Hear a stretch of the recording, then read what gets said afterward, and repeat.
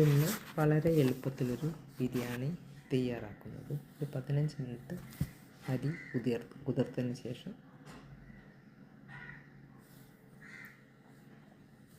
ഗ്രാമ്പു, പട്ട, ഏലക്കായ 15 മിനിറ്റ് നേരം കുതിർത്തിയ അരി സവോളയും കൂടി നല്ലവണ്ണം വറുത്തെടുക്കാം. വറുത്തതിന് ശേഷം ആവശ്യത്തിന് വെള്ളവും ഉപ്പും ചേർത്ത് 15 മിനിറ്റ് വേവിച്ചെടുക്കാം. ഒലിവ് ഓയിൽ ചേർത്താണ് ഈ ബിരിയാണി തയ്യാറാക്കുന്നത്.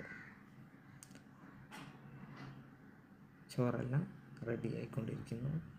അതിലേക്ക്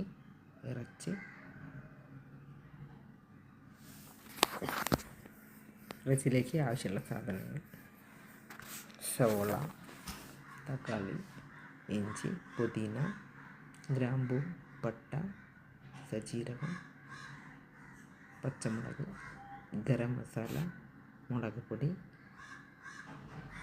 മല്ലിച്ചപ്പ് എല്ലാം കൂടി നല്ലവണ്ണം മിക്സിയിൽ അരച്ചതിന് ശേഷം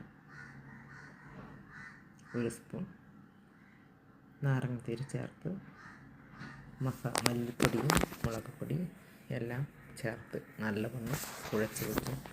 അതിലേക്ക് കുറച്ച് നാളികേരം അധികം വറക്കാതെ തന്നെ അരച്ചെടുക്കണം.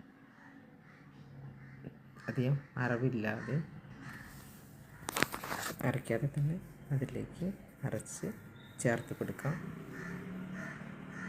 ബിരിയാണിയെല്ലാം റെഡിയായി.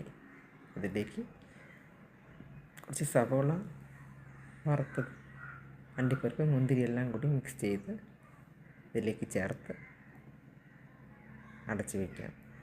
ബിരിയാണിയെല്ലാം റെഡിയായി.